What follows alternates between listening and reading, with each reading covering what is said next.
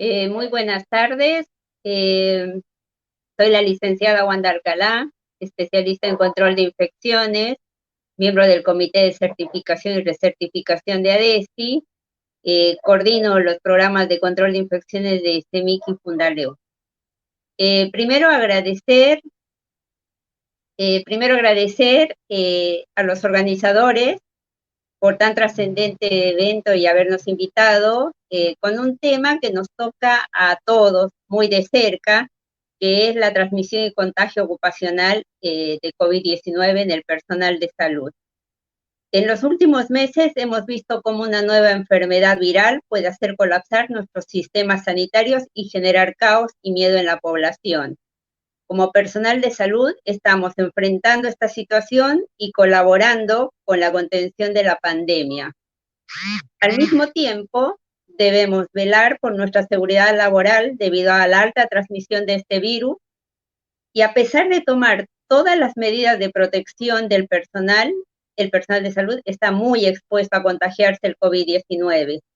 En esta oportunidad tendremos el gusto de escuchar experiencias de diferentes países respecto a la transmisión y contagio ocupacional del COVID-19. Para ello tenemos el honor de contar con destacadas profesionales.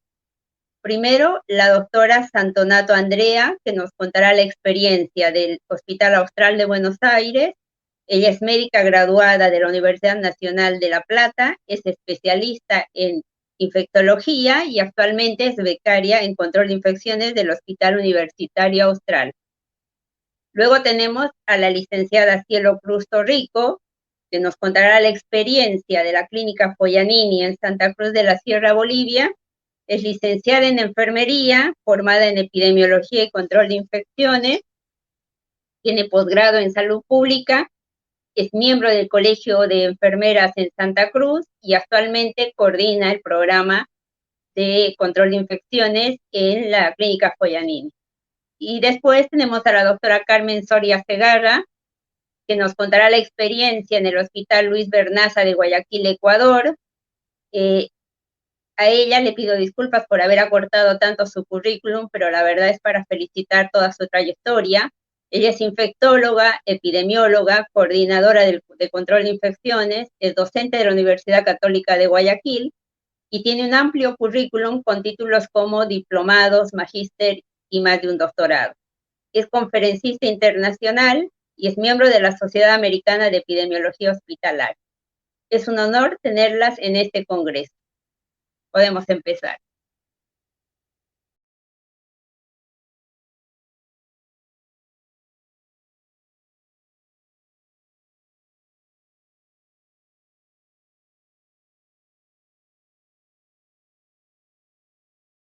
Buenas tardes, mi nombre es Daniela Santonato.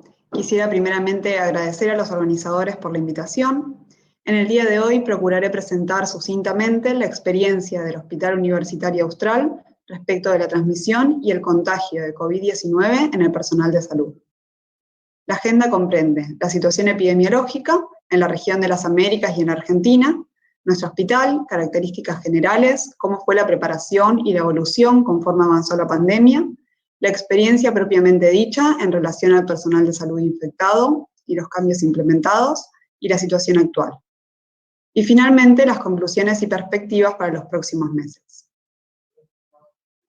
El 31 de agosto, la OPS-OMS emitió una alerta instando a los Estados miembros a fortalecer las capacidades de los servicios de salud en todos sus niveles y mantener a los profesionales de salud dotados de los recursos y capacitación. El motivo de la misma fue el incremento en el número de casos y defunciones por COVID-19 en el personal de salud. Hasta el 19 de agosto se habían notificado un total de 569.304 casos de COVID-19, incluyendo 2.506 defunciones. De estos, 72% correspondieron a mujeres y los grupos etarios más afectados fueron 30 a 39 y 40 a 49 años. Tan solo 3 semanas después, el 10 de septiembre, los casos en el personal de salud habían aumentado a 659.305, es decir, 90.000 casos nuevos, con 2.709 muertes. En la Argentina, entre las semanas epidemiológicas 11 y 31 del 2020, se notificaron 16.194 casos confirmados de COVID-19 en el personal de salud. La mayor proporción de casos se observó en los grupos de edad de 29 a 39 años, seguido por el grupo de 40 a 50 años. Actualmente podemos finalmente afirmar que hemos pasado el pico de la ola y la curva de casos nuevos es claramente decreciente. Al 27 de noviembre se han reportado 1.407.277 casos confirmados y 38.216 fallecidos en el país. Esta caída se refleja también en los casos nuevos en el personal de salud. Según datos del laboratorio Anlis Malbrán, presentados en el Congreso de la Sociedad Argentina de Infectología la semana pasada, al 19 de noviembre del 2020 se habían notificado 58.721 casos en el personal de salud. Ya introduciéndonos en el tema que nos compete, el Hospital Universitario Austral es un hospital de alta complejidad, ubicado a 50 kilómetros de la Ciudad Autónoma de Buenos Aires. Es acreditado por la JCI y cuenta con 209 camas, de las cuales 15 corresponden a terapia intensiva de adultos, 10 a terapia intensiva pediátrica y 15 a terapia intensiva neonatal. Además, en el contexto de la pandemia, se puso en funcionamiento el Hospital Solidario COVID, financiado por donaciones, atendido por personal del hospital y voluntarios, y con 20 camas de terapia intensiva y 20 de terapia intermedia. Al mismo ingresan pacientes con confirmación de COVID-19 derivados de hospitales estatales de la zona. Esta línea de tiempo resalta los puntos principales en la evolución del hospital en el marco de la pandemia. En febrero, habiéndose reconocido la epidemia, se redactó la primera versión del protocolo institucional. Se creó un equipo multidisciplinario, se confeccionó señalética, se separaron los flujos en emergencias según motivo de consulta, se realizaron capacitaciones y simulacros en cada sector de atención. Luego, en marzo, se licenció al personal con factores de riesgo y debieron suspenderse las vacaciones, todo lo cual implicó sobrecarga de trabajo e incertidumbre en el personal. El mes de abril llegó con la exposición inadvertida del personal a pacientes con presentación atípica y otros con PCR falsamente negativa. Cada una de estas situaciones fue, por supuesto, un golpe para el ánimo de la institución. Se realizaron reuniones extraordinarias del Comité de Control de Infecciones y se ampliaron las medidas de las recomendaciones sobre el uso de elementos de protección personal. Se adoptó la premisa de considerar a todos los pacientes como potencialmente infectados, ajustando los elementos de protección personal de acuerdo al tipo de actividad a realizar. En mayo, bajo el concepto previo de cuidar al personal, se realizó la reapertura de las consultas presenciales y de las agendas quirúrgicas programadas. Se reforzaron las medidas al ingreso, temperatura, higiene de manos, lista de verificación, y se establecieron las recomendaciones para los pacientes que serían sometidos a cirugías, esencialmente consulta prequirúrgica, radiografía de tórax, y en aquellas cirugías potencialmente generadoras de aerosoles, la realización de PCR prequirúrgica, con la finalidad de reprogramar aquellas con resultados positivos. Esta diapositiva muestra los elementos de protección personal a utilizar según el tipo de exposición. Se reconoce la atención en consultorio y en internación, y asimismo se discrimina según el tipo de consulta, características del paciente y el tipo de procedimiento a realizar. Durante el mes de julio aumentó significativamente el número de casos confirmados en el país. Y al llegar a la casi ocupación total de camas de terapia intensiva, se preparó la institución para la ampliación de áreas COVID-19. Se aumentó la capacidad de camas de terapia intensiva de adultos a 25 y se planificó el eventual cierre del cuarto piso de internación general como área COVID. Asimismo, se incorporó la cabina de hisopado a fin de descongestionar los pasillos de emergencia y reducir la exposición del personal. Llegó agosto y se objetivó un incremento exponencial en los contagios en los trabajadores de salud, ascendiendo a 98 casos nuevos durante el mes. Esto, asimismo, presentó un 49,5% total del personal licenciado durante ese mes. En las evaluaciones llevadas a cabo por el personal de control de infecciones, obtuvimos que los trabajadores infectados contaron efectivamente con los elementos de protección personal de acuerdo a su actividad, y capacitación respecto de la colocación y el retiro del mismo. La mayoría de los contagios se produjeron en momentos de ocio, ya fuera durante las comidas, el descanso nocturno, traslado desde y hacia el hospital, o bien durante el tiempo personal fuera del hospital. En vistas de estos resultados, comprendimos que en la preparación de la institución habíamos pasado por alto los momentos de mayor vulnerabilidad. Realizamos entonces un nuevo relevamiento de sectores con foco en las salas de descanso. En terapia intensiva de adultos, notamos que los médicos evolucionaban sin distancia, enfrentados, muchas veces sin barbijo. Las habitaciones de residentes contaban con 4 o más camas, en las cuales la disposición no habilitaba el distanciamiento.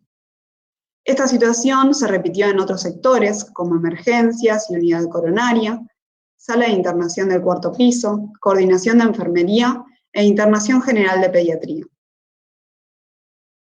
Los cambios instaurados fueron dirigidos a fomentar el distanciamiento social, habilitando al personal descansar sin exponerse. Se redistribuyeron las computadoras y las camas, se fomentaron las comidas por turno y cuando el tiempo lo habilitara, al aire libre. A fines del mes de septiembre, el porcentaje de personal licenciado por infección se redujo a 39,7%. Aunque durante este periodo hubo un gran impacto en el personal de terapia intensiva de adultos, con 5 médicos y un enfermero infectados. Y llegamos a noviembre. Estos datos son del jueves pasado, con un 19% del total del personal licenciado por infección, correspondiendo a 33 personas.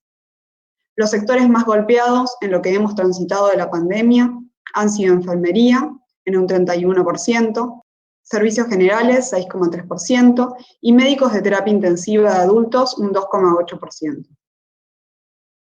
Respecto del personal de enfermería afectado, los mismos correspondieron más frecuentemente a salas de internación general del 3er y 4º piso y a emergencias. Lo que es de destacar, tristemente, es que en tan solo 5 días, del 21 al 25 de noviembre, tuvimos 10 casos nuevos en trabajadores de salud, aducido por ellos al cansancio y al relajamiento en las medidas de prevención, fundamentalmente en el ámbito extrahospitalario. Al 26 de noviembre y en forma acumulada, el 11% de la nómina ha sido licenciada por infección por SARS-CoV-2. Para terminar, las conclusiones de nuestra experiencia en el hospital son: los contagios en el personal de salud al inicio de la pandemia resultaron de pacientes con presentaciones atípicas y resultados falsos negativos del hisopado. La ampliación de las recomendaciones de uso de elementos de protección personal permitió responder a la demanda de atención médica de pacientes con y sin COVID-19 cuidando al personal. El trabajo interdisciplinario con el área de compras, depósito, farmacia, laboratorio y control de infecciones permitió una adecuada gestión de los insumos sin experimentar faltas durante la pandemia. En el pico de la ola, las infecciones resultaron en su mayoría de exposiciones en los momentos de ocio, dentro y fuera del hospital. La reducción del número de casos en el personal de salud es proporcional a la reducción en la comunidad. Actualmente, la mayoría de las infecciones en el personal de salud resultan de contactos fuera del ámbito laboral. Y finalmente, las perspectivas respecto del año venidero. La disminución de la circulación viral y el agotamiento del personal y de la población general llevan a un relajamiento en las medidas de prevención. Debemos estar preparados para un nuevo aumento de casos. Las conductas tomadas en los meses siguientes serán determinantes en la magnitud de la segunda ola. En preparación al resurgimiento de casos es menester el descanso del personal, el refuerzo de las medidas de prevención y la planificación consciente en relación a la compra de elementos de protección personal y otros insumos. En nuestra institución, el Servicio de Comunicaciones ha alargado la campaña No Aflojemos, realizando también un video con participación del personal a fin de incluirlo en la misma y motivarlo a no aflojar. Muchas gracias.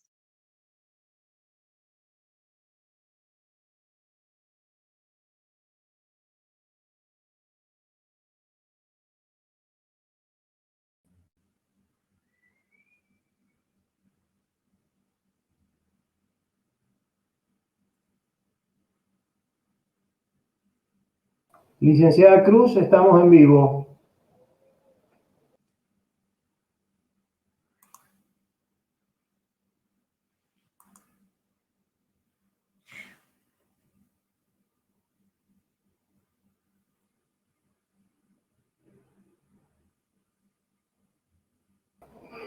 Licenciada Cruz, estamos en vivo.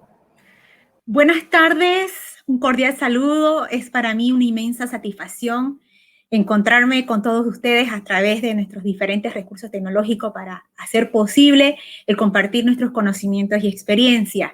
Quiero agradecer al comité organizador y científico del Congreso ADESI Virtual 2020 por la invitación a participar como disertante y poder compartir con ustedes nuestra experiencia que nos tocó vivir como personal de salud en el ámbito de la pandemia de COVID-19. Soy la coordinadora del Servicio de Vigilancia de Prevención y Control de Infecciones de la Clínica Ángel Foglianini. Es la primera institución asistencial de Bolivia en el departamento de Santa Cruz de la Sierra, acreditada internacionalmente en calidad y seguridad. Bueno, el contenido de mi presentación es la evolución de la pandemia en Bolivia, el impacto en el sistema de salud, cambios institucionales para enfrentar la pandemia, el impacto de la pandemia en el personal de salud, y dentro de esto vamos a mencionar un poquito de la estimación del riesgo actorial de contagio por COVID-19 y también la evaluación del impacto en la calidad de vida en el personal de salud. Bueno, hablando ya netamente de la evolución de la pandemia por COVID-19 en Bolivia, vemos que estos indicadores son evolutivos, ¿cierto? En este primer cuadro estoy mostrando los dos primeros casos que se reportó el 12 de marzo que fueron importados. Estos casos fueron casos diarios por COVID. Esta curva muestra los casos diarios por COVID. Y en el otro cuadro vemos el número de muertes nuevas diarias por COVID-19 por millón de habitantes. Ustedes pueden observar que hay un pico que justamente muestra los reportes de fallecidos, que fueron 3, el 30 de marzo. Aparentemente aquí en este pico se ve como si fuese un suceso que ocurrió en 1 o 2 días, pero sin embargo esto no fue así. Son reportes atrasados que sucedieron durante esta época, ¿no? De lo que son las muertes diarias por COVID. Bueno, vamos a seguir hablando de la evolución de la pandemia en Bolivia. La tasa de letalidad, cuando hablamos aquí de la tasa de letalidad, vemos que esto es 0.3 veces más elevada que la letalidad que ha habido en Argentina. En Bolivia tenemos una tasa de letalidad de 6.2%. O sea, quiere decir que aquí en mi país murieron más pacientes, ¿no?, que en Argentina. Cuando hablamos de tasa de letalidad por COVID-19, estamos hablando de enfermos fallecidos por COVID-19 por 100, ¿no?, y sobre el total de enfermos por COVID-19. Y luego en el otro cuadro estoy mostrando el número de muertes acumuladas por COVID por millón de habitantes. Entonces es un poco más baja que Argentina, ya que en el pico que tuvimos nosotros, que fue entre el mes de julio y agosto, fue muy poco el tiempo que nos duró. De ahí se puede explicar, ¿no?, que hubo menos muertes totales, ¿no?, a raíz del pico que duró menos tiempo.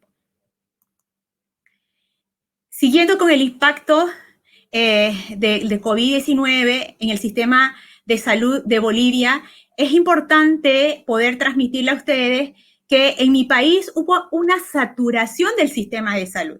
Creo que esta situación no fue ajena a otros países que limitamos o a otros países de Latinoamérica, ¿cierto? Nosotros, por ejemplo, yo quiero mostrar en este cuadro cómo la curva más alta muestra los pacientes que requirieron internación por COVID-19 en mi país. Y esta curva celestita que vemos son los pacientes que requirieron en las unidades de cuidados intensivos ventilación mecánica. Nosotros como sistema de salud en Bolivia realmente no pudimos abarcar lo esperado, ¿cierto? Vemos aquí en esta línea recta que son las camas que teníamos disponibles a nivel nacional. Sin embargo, vemos que hubo en algún momento más pacientes que requerían internación, ¿no?, hubo más pacientes que las camas disponibles, al igual que en las terapias. Hubieron más pacientes que requerían una ventilación mecánica invasiva, y de ahí se explica el por qué la letalidad en mi país fue más alta.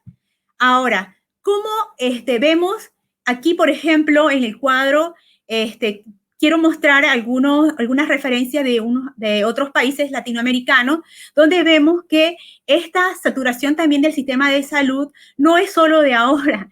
En Bolivia, comparado con otros países, tenemos menos camas hospitalarias, tenemos menos médicos y menos enfermeros, ¿no? Disponibles. Ahora, ¿cómo se resolvió esta situación del sistema de salud? Lo resolvimos adaptando áreas donde quizás no eran terapias, pero se fueron adaptando, implementando, ¿no?, lo adecuado para recibir estos pacientes. Fueron espacios donde se podría brindar la seguridad adecuada no solo para el paciente, sino también para el personal de salud. O sea, que hubo que adecuarse a la necesidad. Sin embargo, igual hubo mucha falencia, ¿cierto? Bueno, entonces nosotros tuvimos que hacer cambios institucionales para enfrentar esta pandemia. Es así que nosotros tuvimos que hacer una conformación de un comité de crisis con integración de un grupo multidisciplinario, ¿no?, que integraba el comité de farmacia e insumos biomédicos, el comité de calidad, el comité de prevención y control de infecciones, más representantes de las áreas asistenciales para asegurar, ¿no?, la continuidad en la provisión y el correcto uso de los materiales del equipo de protección personal, porque era un desafío el poder llegar a usar en forma adecuada el EPP, ya que se nos venía quizás un déficit de estos mismos. Entonces tendríamos que conformar este comité para hacer un control, ¿no?, de los mismos.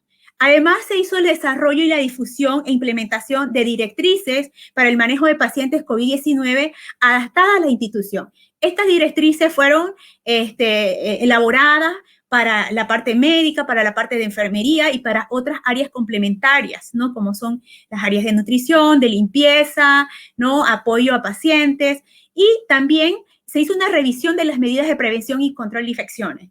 La creación también de una plataforma virtual. Todos sabemos que en esta época, si bien en mi país no teníamos en las instituciones y en mi institución propiamente dicha historia virtual, justamente este año era la implementación de la misma. Es así que hubieron algunos procesos que aceleramos referente a las plataformas virtuales como son COVIDnet para el registro de los datos de los pacientes COVID asistidos en la institución. Se hizo además la revisión periódica de la evidencia publicada y las actualizaciones de las guías clínicas. Si bien la doctora que me antecedía, bueno, hizo mención, ¿no?, de que había cosas que quizás se tenían que ir adaptando según las evidencias publicadas por la OPS y la OMS para poder ¿no?, ir direccionando también al personal a cumplir las buenas prácticas para evitar el contagio, ¿cierto? También se hizo la difusión periódica de las guías actualizadas a través de la intranet institucional, grupos de WhatsApp, reuniones virtuales y aplicaciones móviles como es Proanet y Te Cuido. La incorporación también de medicamentos y tratamientos fue muy importante, ya que estos fueron ingresados a un listado de antimicrobianos restringidos. Se hicieron rondas diarias en la unidad de cuidados intensivos y sala general con un grupo multidisciplinario. Y también las alertas de la comunidad sobre la importancia del consumo de medicamentos, ¿no?, bajo la evidencia científica. La experiencia de COVID-19 en la clínica, vemos, ¿no?, que nosotros, por ejemplo, estos datos de la clínica están en términos de pacientes atendidos desde el mes de marzo al mes de agosto. Tuvimos 825 pacientes positivos atendidos, ¿no?, de COVID-19, y en este periodo vemos que hubieron fallecidos 21 personas, que tuvimos una tasa de mortalidad, un porcentaje de mortalidad de un 33.3% que se dio en las áreas de unidades de cuidados intensivos. Y la mortalidad en salas de internación fue de un 8.4%, llegando a una letalidad global de 2.5%. Bueno, entonces, y a raíz de las complicaciones asociadas al cuidado de la salud, como son las neumonías asociadas a la ventilación mecánica, las bacteremias asociadas al uso de catéteres venosos centrales y también a las caídas, vemos que estas complicaciones asociadas al cuidado de la salud conllevó al consumo de antibióticos en la unidad de cuidados intensivos a un incremento total, ¿no? Haciendo una comparación de la gestión de marzo-agosto del 2019 con marzo y agosto del 2020. Especialmente se vio un consumo de antibióticos de lo que son las penicilinas más inhibidores.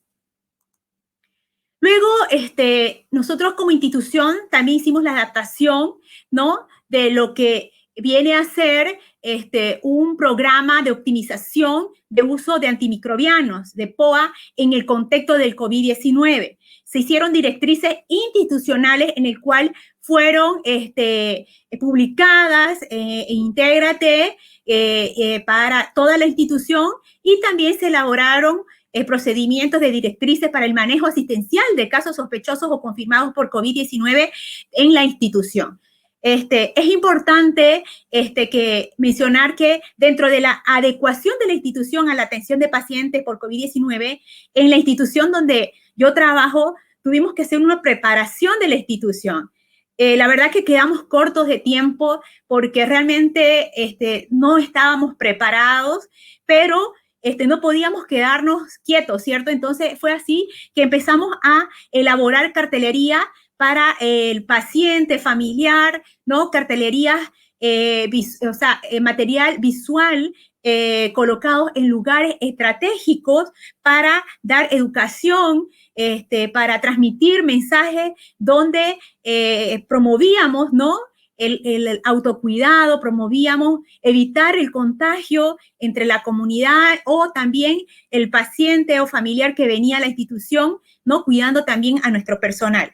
En las recepciones, por ejemplo, si bien se hacía énfasis en el uso del barbijo en el personal y también que todo paciente que asistía a nuestra institución no se le permitía entrar si no estaba con un tapabocas o un barbijo.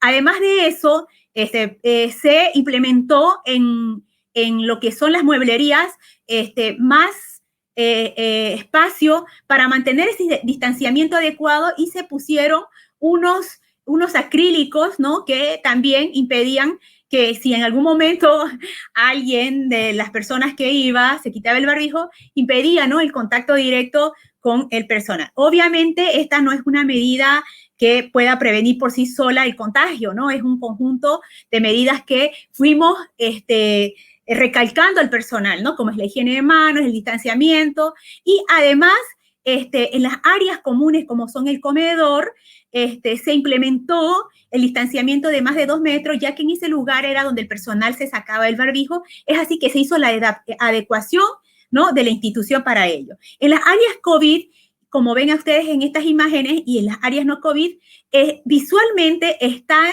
bien limitadas, con cartelería bien identificadas. Además, tiene un acceso restringido, donde solo el personal autorizado puede entrar y en el caso, por ejemplo, de alguna visita en las áreas no COVID también estaba restringido y ahora se ha implementado unas tarjetas de visita que anteriormente no teníamos porque se ha restringido, ¿no? Las visitas incluso en las áreas no COVID.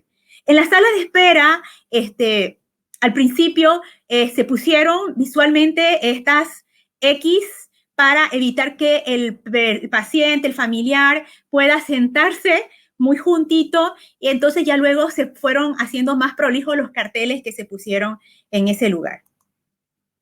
La readecuación de los procesos. Fue importante la adecuación en las unidades de cuidados intensivos, ya que se empezaron a hacer procedimientos que habitualmente no se hacían, como son las traqueostomías.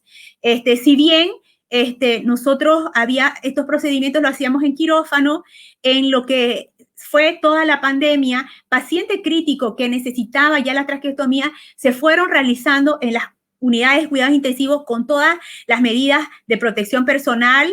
Además de ello, se hizo la elaboración de almohadas para la pronación que lo confeccionaba dentro de la institución, y también se minimizó el contacto innecesario con el paciente. Las conductas también recomendadas para reducir el riesgo de contagio tienen que ver con la capacitación continua, que es un componente de nuestro programa de control de infecciones para minimizar el riesgo de contagio. Es así que tanto al personal antiguo como al personal nuevo, porque la institución tuvo que contratar personal nuevo para las áreas de internación general y para las áreas de cuidados intensivos, ya que quedamos cortos en personal. Entonces, se tuvo que capacitar en forma in situ lo que era la colocación y el retiro adecuado, correcto del equipo de protección personal. Las puertas de vidrio en habitaciones se implementaron con la finalidad de tener una mejor visualización de parte del personal de salud con el paciente, así evitando el ingreso innecesario, ¿no?, a la habitación y evitando el riesgo de un contacto más directo del personal con el paciente. En el tema del transporte del personal, se contrataron buses para recoger y llevar al personal de salud y manteniendo un distanciamiento adecuado con el EPP adecuado. Había registros de la desinfección de los mismos, el registro del personal que ingresaba a los buses en las diferentes rutas. Fue de vital importancia el soporte psicológico al personal de la institución. Si bien la institución ya contaba con el área de psicología para dar apoyo a los familiares y pacientes, fue necesario la implementación por parte de la psicóloga de la clínica, el protocolo CALMA, que es un acróstico, la verdad que muy interesante, donde se implementó para dar soporte no solo al paciente y familiar, sino también al personal de salud. Como bien mencionaba anteriormente Leo, hubo un temor que hizo que el personal haga cosas irracionales como para protegerse. Sin embargo, hubo una exposición más que aumentó el riesgo de contagio, ¿no? Suena contradictorio, pero ellos no creían que los lineamientos muchas veces que daba la Organización Panamericana de la Salud era la adecuada. Es por eso que necesitábamos dar soporte psicológico para dar esa liberación de estrés y ansiedad en el personal para que pueda controlar ese temor que tenía y también enseñar el autocuidado que ellos deberían tener. Más recursos tecnológicos, la verdad que fue importante todo esto, tener a mano en forma virtual, ¿no? La plataforma web, los aplicativos que nos ayudaban al personal de salud a estar informado, a poder capacitarlos, y también hacia la comunidad se hizo alerta sobre la medicación, porque ese mismo temor que tenía el personal de salud también la tenía la comunidad, ¿cierto? Y empezaron a raíz de las redes sociales a circular videos para automedicarse, para prevenir que le dé el COVID usando antibióticos, cosas que no era real. Es por eso que la institución, con el compromiso de minimizar eso en la comunidad, fue que informaba en base a evidencia científica los tratamientos, ¿no?, que nosotros realizábamos, y también las alertas sobre las medicaciones por COVID-19 si no estaban indicadas. Hablando de la reconversión de la atención médica en el contexto del COVID-19, en nuestra institución, a pesar de las capacitaciones, a pesar del seguimiento, a pesar de las rondas, habían conductas disruptivas en el personal de la institución. Y podemos ver en las imágenes claramente, y fueron corregidas en su momento.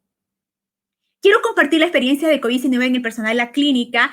Este es un estudio que estuvo a la cabeza del gerente general de la institución, juntamente con recursos humanos y también con las diferentes jefaturas. El objetivo fue determinar la tasa de contagio atribuible asociada al manejo o contacto con pacientes COVID-19 para el personal de nuestro centro asistencial. Y el objetivo es evaluar el impacto en la calidad de vida de la pandemia en el personal del centro asistencial. El diseño es un estudio de corte prospectivo.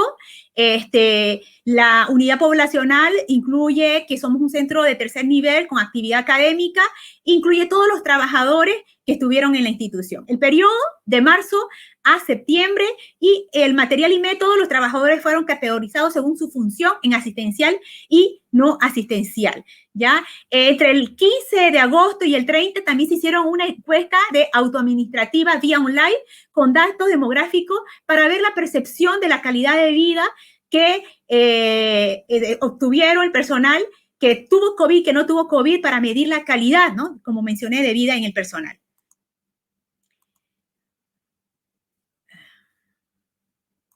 Bueno, en la tabla número 1 quiero mostrar que justamente aquí, por ejemplo, vemos, ¿no?, que en el total de trabajadores que tenemos en la clínica son 559 trabajadores que tenemos, y hubieron 130 casos en la clínica. Estos 599 son todo el personal que estuvo censado durante el periodo transcurrido entre marzo y agosto. Y los 130 casos es la distribución relativa. Obviamente, la clínica en este cuadro resulta ser, ¿no?, aparentemente como el principal lugar de contagio, seguido por el de la otra institución y el de la comunidad. Pero cuando vemos ya el total, vemos que tenemos un 21.7%, ¿no? Y luego tenemos la densidad de incidencia, que son casos por cada 10.000 horas trabajador. ¿Qué significa esto? Que en los 130 casos que tuvimos, está dividida la cantidad de horas, o sea, dividimos por la cantidad de horas que estos trabajadores estuvieron en la organización por personas asistenciales. O sea, los categorizamos en personas asistencial y personal no asistencial. Es así que nosotros, al hacer este estudio y hacer la comparación de la tasa de contagio entre el personal asistencial y no asistencial, vimos una notable diferencia, ¿no?, de lo que fue, por ejemplo, el contraer el COVID-19 en este personal. Luego, acá quiero mostrar, para ir terminando, en esta curva de sobrevida actuarial, vemos cómo el riesgo de contraer COVID depende del tiempo de exposición de la persona, ya sea de la comunidad o eventualmente aquel personal que hace manejo de pacientes con COVID-19 positivo. Eso se traduce en esta curva de sobrevida actuarial. Cada escaloncito es un porcentaje de personas que adquiere COVID-19. ¿Y qué muestra esto? Bueno, que esta curva significa que permanecieron libres de adquirir esta parte de acá, la probabilidad de estar libre de COVID-19, al finalizar los 200 días, ¿no?, que fueron lo que hemos hecho el estudio. El 82%, digamos, estuvo, dice, no, de sobrevida. El no asistencial fue el 82% y el asistencial el 73%. Bueno, esta diferencia entre los dos grupos es lo que marca y lo que corresponde al contagio por atender pacientes con COVID con el personal no asistencial, porque ellos no estuvieron en contacto con pacientes positivos, pero sí pudieron adquirir el COVID-19 en la comunidad. Como todos estamos sometidos a la pandemia, esta brecha es lo que muestra el riesgo incremental de adquirir COVID por estar atendiendo, aquí esta partecita, por estar atendiendo pacientes COVID positivos en la institución. Pero también quiero mostrar cómo se sobrepone claramente en esta etapa cuando aparece la pandemia y hay una caída importante, ¿no?, en términos de sobrevida. Vemos que justamente aquí se achica, ¿no?, la probabilidad de estar libre de COVID justamente en el pico que hubo de los casos positivos de COVID-19. Bueno, entonces aquí hicimos también, como ya les mencioné, la evaluación de la percepción del nivel de capacitación recibida. Estos son los ítems evaluados, donde tuvimos un resultado de 100 totalmente satisfactorio, 75 muy satisfactorio y 50 satisfactorio.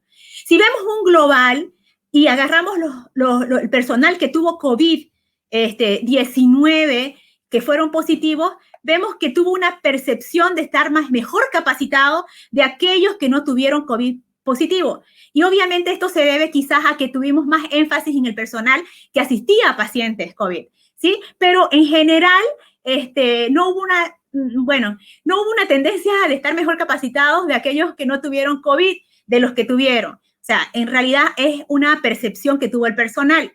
La encuesta, se hizo una encuesta de calidad de vida SF, que es un formulario corto de 36 preguntas que evalúa tanto el componente físico y el componente personal del personal, así como también otras preguntas sobre la percepción de su salud. Y aquí, bueno, el tiempo ya se me acorta, quiero solamente mencionar, ¿no?, que, por ejemplo, el grupo que tuvo COVID-19 tuvo menos calidad de vida, según esta percepción del personal, que el grupo que no tuvo el COVID.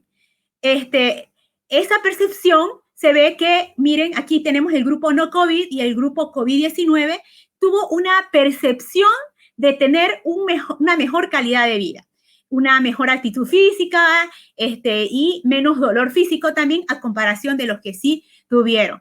Pero, en temas generales, no se detectaron diferencias, ¿no? Por ejemplo, hablando, porque tanto el personal que no tuvo COVID y como el que tuvo COVID era personal que estaba trabajando en la clínica, ¿cierto? Sea asistencial o no asistencial. Somos personal de salud. Y bueno, aquí en este gráfico radar muestra claramente lo que mencionaba, ¿cierto? Que las personas que tuvieron COVID-19 hay una limitación, ¿no?, en lo que es la actitud física, en los roles por problemas físicos, dolor físico, función social. Y no así una diferencia entre los que tuvieron COVID y no COVID en lo que es los roles por problemas emocionales, la vitalidad y la percepción de nivel de salud.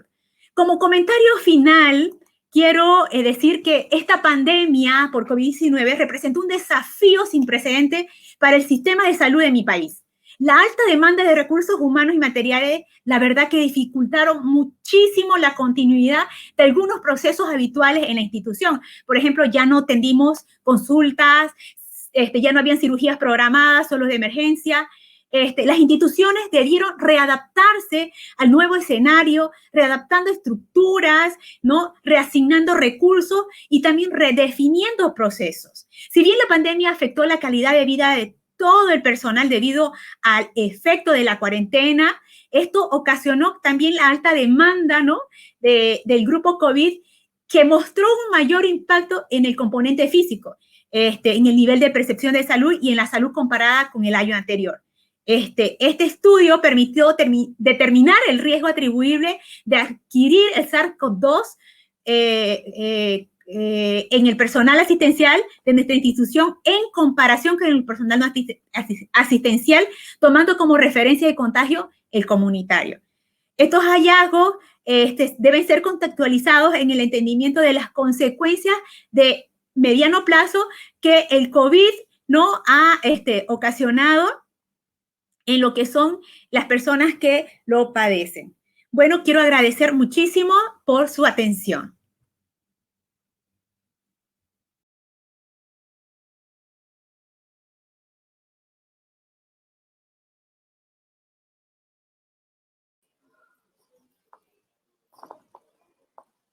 Hola a todos, muy buenas noches para los que están en Argentina, buenas tardes para los que estamos en otras zonas horarias.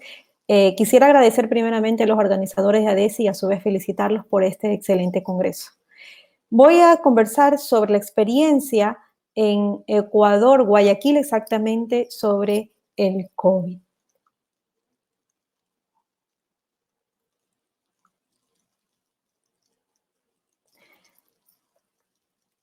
La pandemia en Ecuador se inició a finales del mes de febrero.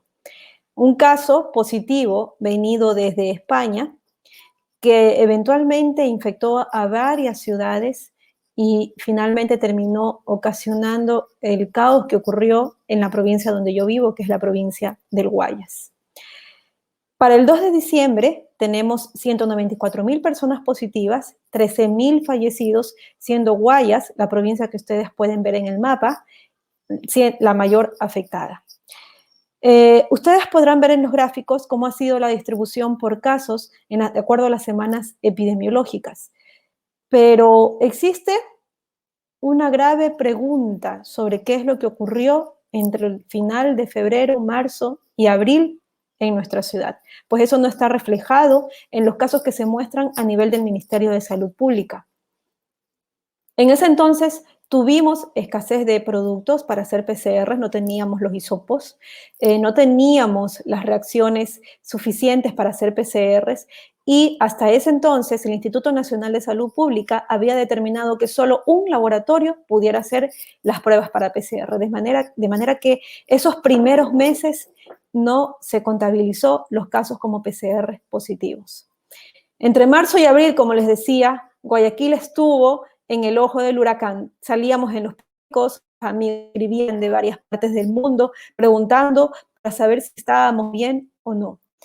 Y lo que concierne a nuestra ciudad, hubieron más de 7.000 personas fallecidas en menos de un mes, 3 veces más del promedio esperado para esa época durante cada año. Ustedes pueden ver aquí cómo llegaban y se incrementaban los fallecidos, las colas que existían a nivel de los cementerios. Es innombrable lo que ocurrió en esos meses. El personal de salud fue uno de los más afectados. Ecuador, como lo dicen los periódicos, estaba al borde del pánico. La mayor parte de los infectados para ese entonces eran nuestros trabajadores de la salud de varias instituciones del país.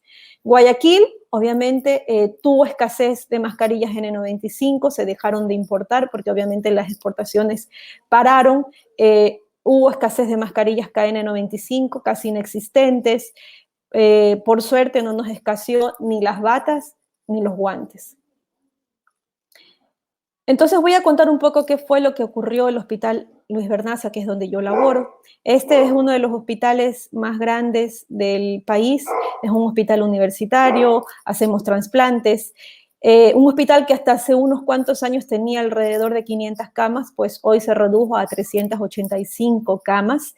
Tenemos, como podrán ver en esa foto, una distribución muy antigua, francesa. El hospital donde está actualmente construido tiene alrededor de 100 años. Entonces tenemos salas comunes todavía, tenemos salas donde ya se ha regenerado por completo dentro, entonces hay cuartos de un cubículo por persona, pero como comentaba, tenemos esas dificultades en infraestructura. ¿Qué es lo que hizo el Hospital Luis Vernaza? Me permitieron participar en el programa de control de infecciones a partir de la tercera semana de marzo de este año. Lo primero que trabajamos fue en la elaboración de los protocolos. El Ministerio de Salud Pública no tenía un protocolo elaborado para COVID. El Hospital Luis Vernaza empezó dando los lineamientos de qué íbamos a hacer en cuanto al uso del equipo de protección personal. Sectorizamos las áreas, tomando en cuenta todos los factores predisponentes que nos habían llegado hasta ese momento. Ya nuestros compañeros conversaron sobre el abarrotamiento de los sistemas de salud, pues acá estuvimos muy mal. Teníamos pacientes fuera de los hospitales llorando por atención médica, habían personas fallecidas en las calles, todo eso es real, tal y como lo contaron. No teníamos protocolos, escasez de equipos de protección hospitalaria, escasez de camas, escasez de terapias intensivas, no teníamos ventiladores mecánicos, una elevada transmisión en la comunidad porque la comunidad tampoco acató el uso de mascarillas, distanciamiento social, no habían pruebas confirmatorias suficientes para el país, mucho menos para la ciudad. Como dije, solo un centro autorizado. Y una de las situaciones que ocurrió es que esperábamos sintomáticos respiratorios y por lo tanto no teníamos ni conocíamos a las fuentes no reconocidas, los asintomáticos, los presintomáticos y obviamente los pacientes que ingresaban simplemente por diarreas. Hasta entonces, ¿qué es lo que sabíamos? Que los trabajadores de la salud en su mayoría íbamos a estar expuestos. El 35% de los trabajadores de la salud en China, en otros países que ya reportaron la enfermedad, habían sido afectados. ¿Qué fue lo que hicimos frente a esta situación? De no tener pruebas, de tener escasez. Como dije, lo primero, reconocer temprano al paciente COVID, aislamiento, sectorización, uso de equipo de protección personal con entrenamiento, trabajamos en higiene de manos, tamizaje de todo el personal que se encontraba en ese momento trabajando, distanciamiento social, ya se empezó a partir de abril el uso universal de la mascarilla, proveer descanso, apoyo familiar y también necesitamos y seguimos trabajando en el apoyo psicológico a los trabajadores.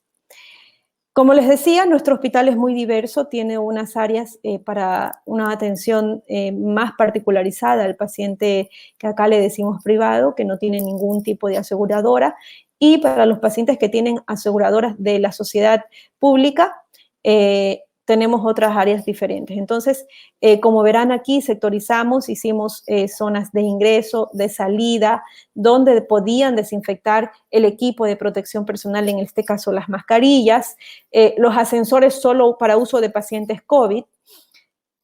Capacitamos in situ sobre el uso y retiro del equipo de protección personal. Como decía, había mucho pánico en los trabajadores, pensaban que el uso de BAT, del overol que cubriera todo, sus zapatones, el uso de gorros estaba en ese entonces universalizado, y la verdad es que teníamos para la tercera semana de marzo alrededor de 500 trabajadores sintomáticos, de un hospital con 1.700 personas. Aparte de los sintomáticos, teníamos el problema de los vulnerables que fueron obviamente a sus casas, y hubo personal que renunció dada la situación.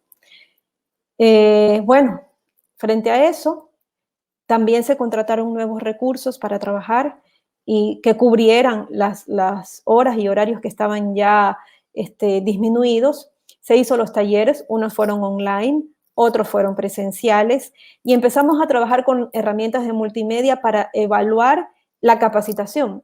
Muchos de los que ya son docentes conocerán el uso del Kahoot. Y bueno, creo que en nuestros registros no había habido ninguna evaluación que surtiera tan buen impacto como la que hicimos en los talleres y con la utilización de esta herramienta Kahoot. Se colocaron afiches donde se instruía y se recordaba cómo utilizar el equipo de protección personal. Trabajamos en el uso extendido de la mascarilla N95. Nosotros no llegamos a reprocesar ninguna mascarilla ni a reesterilizar, dimos el uso de cada mascarilla por hasta 24 horas en el personal que se encuentra en contacto con los pacientes COVID, tanto en terapia intensiva como en las salas donde se encuentran estos pacientes. El personal empezó a trabajar por turnos rotativos de hasta 7 días cada turno para disminuir la exposición al personal en las áreas COVID. En las áreas no COVID, en la época dura de la pandemia, se suspendieron las cirugías programadas, solamente trabajamos con las cirugías de urgencia. Se destinaron 2 de los 14 quirófanos que tenemos a disposición solamente para la atención de pacientes COVID, donde además esto implicaba que necesitaban un área para entrar, equiparse, operar y para salir, de manera que se cumplieran los protocolos instaurados hasta ese momento. ¿Y qué pasó entonces con los trabajadores que tenían síntomas? Como dije, en marzo les hicimos pruebas de PCR a todo el personal, dada la situación, tanto sintomáticos como asintomáticos. Y aquí yo muestro en una tomografía a la derecha el caso de una licenciada completamente asintomática y con neumonía por coronavirus, PCR positiva. Como no contábamos con PCR para los pacientes, decidimos utilizarlos en los trabajadores. Lo que hacíamos era simplemente hacerles tomografía. Por suerte tenemos 2 tomógrafos muy bien equipados que nos daban respuestas inmediatas del estado radiológico del paciente. Y utilizamos la escala Corrat, bastante bien conocida, que ya en Radiology en marzo del 2020 determina que si un paciente tiene Corrat 3 ya es indeterminado, y en el caso de Corrat 4 y 5 la probabilidad de que tenga COVID es bastante alta. Entonces aquel paciente con Corrat 3 era colocado en áreas COVID. Eso ocurrió hasta principios de junio, en donde ya contamos con suficientes hisopos para poder recolectar las muestras y poderles hacer a todos nuestros pacientes la prueba COVID. Pues en estos primeros meses de marzo y abril, el 90% de los pacientes que ingresaron al hospital era COVID. Todo nuestro hospital se convirtió en pacientes COVID. Incluso aquellos que iban por otra sintomatología, pacientes con fractura de cadera, politraumatismos, el 90% era COVID. Entonces, con las medidas implementadas, como les dije, equipo de protección personal, sectorización de los pacientes, determinar quiénes eran sintomáticos, asintomáticos, detección pronta del paciente en base a las tomografías, se detectó un 17% de trabajadores positivos. Y desde la última semana de abril hasta principios de agosto no tuvimos casos positivos de transmisión dentro del hospital en trabajadores de la salud. En la actualidad, hace 2 semanas tuvimos un pico comunitario, de manera que tuvimos un aumento leve, de verdad, de casos de trabajadores que sumaron en el mes de noviembre aproximadamente 30. La mayoría de ellos han sido infectados en la comunidad. En Guayaquil ha sido muy difícil el cumplimiento de las medidas de distanciamiento social, el hecho de que se recibían donaciones en los hospitales de comida, de hidratación, hacía que nuestros compañeros, especialmente los que estaban en áreas COVID, cansados, agotados, se reunieran para ingerir alimentos. Pues esto también fue regularizado, se les dio horas y momentos para la ingesta de comida, disminuimos el número de personas que habían en cada uno de los lugares de ocio, igual se intervino en los lugares de descanso, porque eran los momentos en los cuales hay mayor riesgo de exponerse a alguno de nuestros compañeros COVID. El promedio de edad de nuestros trabajadores fue de 43 años, el 42% fueron sintomáticos con pruebas positivas y una mortalidad del 0.31%. De nuestros trabajadores, 300 resultaron positivos aproximadamente, solo un fallecido hasta el momento. Instauramos una carpa fuera del hospital para hacer la toma del hisopado nasal a todo trabajador que tuviese síntomas, pero no estamos en la actualidad ni siquiera fiebre. La verdad es que con fatiga, dado que son bastante jóvenes nuestros trabajadores, se les hace el testeo, la PCR SARS-CoV-2. Los protocolos de tratamiento también han ido cambiando. Al inicio estuvimos dando hidroxicloroquina, hasta hace poco lo dábamos a aquellas personas que tenían menos de 5 días. Nuestros trabajadores, 5 días de iniciados los síntomas, nuestros trabajadores en su mayoría los detectamos entre el primero y segundo día. En la actualidad les estamos dando corticosteroides, tocilizumab e incluso plasma a aquellos que cumplen ciertos factores como de saturación de más del 94%, cuando tienen una interleucina 6 elevada, una ferritina elevada, y que obviamente se encuentran hospitalizados. Entonces, los protocolos han ido cambiando, siguen cambiando en cuanto al tratamiento de los pacientes. La mayoría de nuestros trabajadores han sido del sexo femenino, y llama la atención, a diferencia de las publicaciones y lo que han mostrado los otros expositores, es que los médicos fueron los más infectados. Pero no solamente han sido el porcentaje mayormente afectado, sino que también fueron los primeros en infectarse. Deducimos que la mayoría de los médicos trabajan en instituciones o tienen sus consultas privadas. Seguramente cuando se alertó del primer caso de la pandemia, ya habían muchos más pacientes infectados, porque no tuvimos ni 15 días de que ocurrió la detección de ese primer caso y teníamos muchísimo personal de la salud infectado. Obviamente desconocían qué es lo que hacían tanto en sus consultas privadas o en las clínicas privadas donde trabajaban. De ahí que asumimos que la infección de los médicos fue determinante en el manejo y en el trabajo que se hizo con el personal de la salud.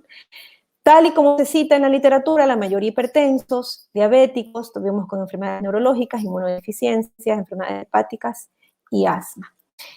Yo quería resaltar los síntomas que encontramos en la mayoría de del personal de la salud que no ha sido hospitalizado, a diferencia de los relatos de la gente hospitalizada. Fiebre, tos, cefalea siguen estando en la cabeza, pero aquí ya aparecen otros síntomas, como yo les decía, por mialgias, anosmia, fatiga e incluso diarrea. Les hacemos realizarse una prueba para SARS-CoV-2 y lamentablemente muchas veces sale positiva. Entonces, considero que es algo a tomar en cuenta cuando tenemos una transmisión activa en la comunidad. Trabajamos en el uso extendido de la mascarilla. N95, los llamados respiradores. Existen todavía bastante discrepancia en cuanto al reuso, el tiempo de uso, si lo vas a usar extendido, si colocas una mascarilla quirúrgica encima. Nosotros decidimos, realmente contando con cuántas mascarillas contamos y seguimos contando las mascarillas semana a semana, cuántas tenemos, y decidimos utilizarlas por 24 horas. Como dije, después de 24 horas una N95 no permite su mayor. Incluso las mascarillas que nos proporcionaban al inicio, teníamos todavía las de 3M, tampoco aguantan más de 24 horas en un clima como el nuestro, que es bastante húmedo. Pierde su rigidez y obviamente pierde su capacidad de filtro. Trabajamos en el uso de mascarilla universal, tal vez un poco antes que lo que había dispuesto el CDC y un poco antes de lo que dijo acá el Ministerio de Salud Pública, para contener la transmisión. Y realmente tuvimos resultados óptimos. El problema en la actualidad es que ya llevamos casi 8 meses de pandemia. Tenemos que seguir utilizando los mismos elementos. Es el estrés psicológico a los que han sido sometidos y hemos sido sometidos el personal de la salud que ha estado al frente de la pandemia es bastante grande. El cumplimiento en estas últimas semanas ha disminuido mucho por parte del trabajador de la salud. Incluso nos hemos descuidado en cuanto a los familiares que están atendiendo a los pacientes y que están acudiendo a visitar a sus pacientes. De manera que eso es un impacto que hay que estimar, hay que trabajar en eso.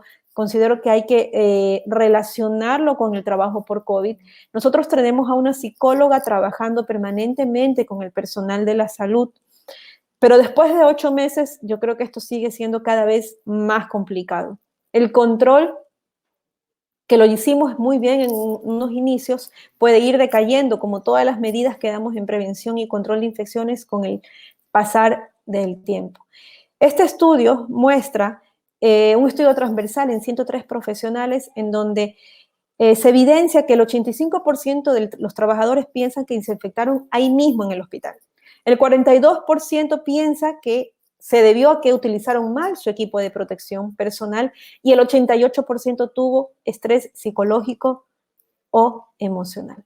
En Ecuador tenemos otra limitante y es que lamentablemente el Ministerio de Salud Pública no nos está permitiendo realizar ningún tipo de investigación COVID. Ustedes verán, nosotros tenemos datos del hospital, no pueden ser publicados, no podemos pasar ninguna información extra, tampoco se puede pasar información de los pacientes si es que no pasa por revisión del llamado comité expedito. Y este comité expedito demora meses en responderte y obviamente casi siempre con una negativa. Entonces, la situación en el país ha sido bastante difícil, ha sido muy dificultosa. Tenemos trabajos realizados, gente que quiere trabajar, que quiere investigar y con resultados que no podemos difundir. ¿Y qué fue lo que aprendimos? Que debemos proteger a los que cuidan, a los trabajadores de la salud, porque son una prioridad en salud pública. Necesitamos apoyo de los directivos y de los ministerios de salud pública para poder hacer con mejor control y conocimiento de lo que se va a realizar. Tener un personal de control de infecciones 100% entrenado. Muchos de los hospitales en Guayaquil demostraron esto como una debilidad. Pues ahora es un momento oportuno para que podamos entrenar y capacitar mejor a nuestras ESIs. Y el trabajo conjunto con diversas realidades vamos a tener un éxito en la atención a los pacientes. Quisiera concluir diciendo o citando algo de lo que ocurrió en una de las instituciones donde pude participar, y es que cuando estábamos al frente de la epidemia con la mayor parte del personal infectado, con muchos pacientes enfermos y muchos fallecidos, y decían siempre, ¿qué más podemos hacer? Y la respuesta que yo les doy es pensar qué podemos hacer, porque siempre podemos hacer algo más. Muchas gracias.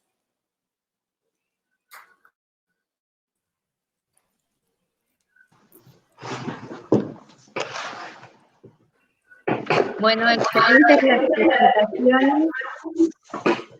La felicito, la verdad ha sido muy interesante. Tengo una pregunta para la doctora Carmen Soria. si ustedes utilizaron el test de detección primero para el personal, los pacientes que eran atendidos bajo el concepto de aislamiento universal. O sea, lo que hacíamos era la tomografía. Si la tomografía salía correct 3, el paciente era atendido como paciente COVID. Está bien, gracias. Y ahora tengo una pregunta que sinteticé para que contesten la licenciada Cielo y la doctora Daniela.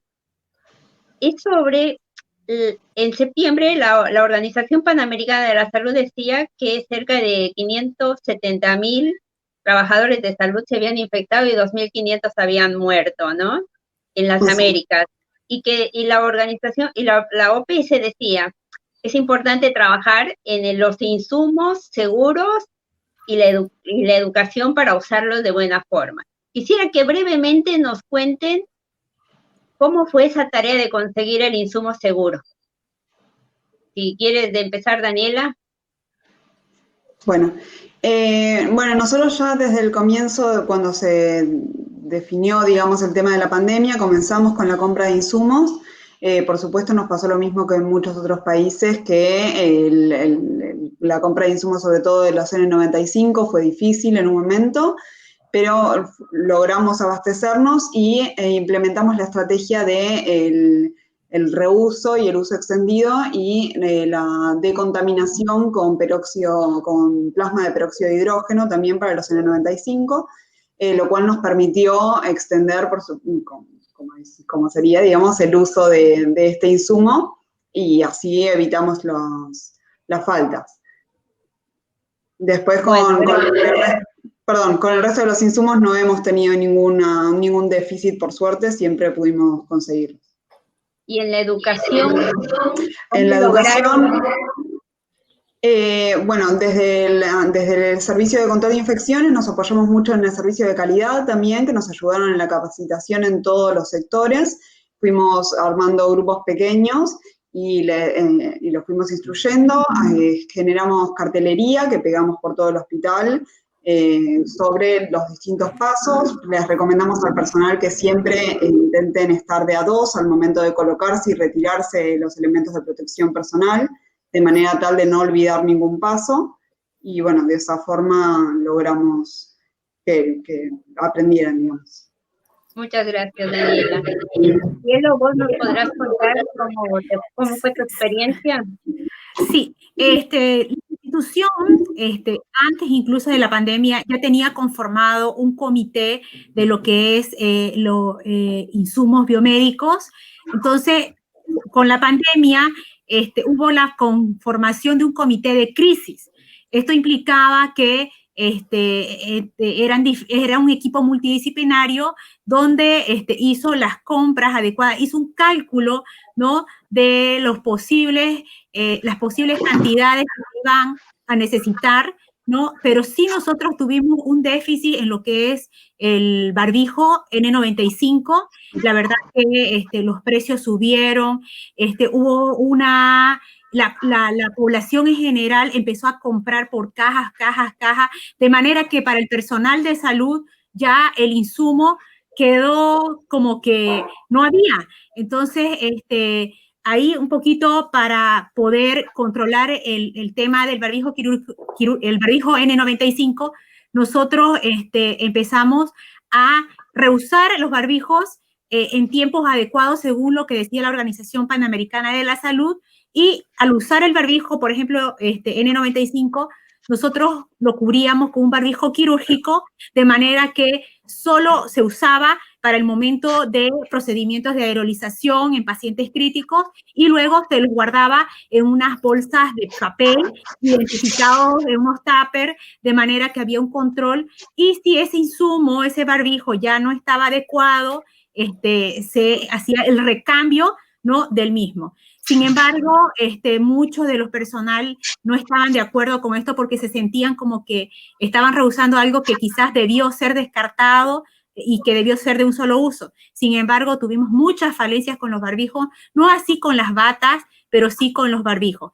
Y en el tema de educación, la verdad que para nosotros fue importante el tema de la implementación de los recursos tecnológicos, como mencioné en mi presentación. Hubieron plataformas web, justo estábamos en ese trance nosotros de hacer nuestras historias clínicas virtuales, ya teníamos aplicaciones virtuales para el personal de salud, para el personal de la clínica. Entonces, hizo una educación por medio de Zoom, reuniones, pero también el personal de control de infecciones, mi persona tuvo que hacer, en coordinación con las jefaturas de las diferentes áreas, capacitaciones in situ.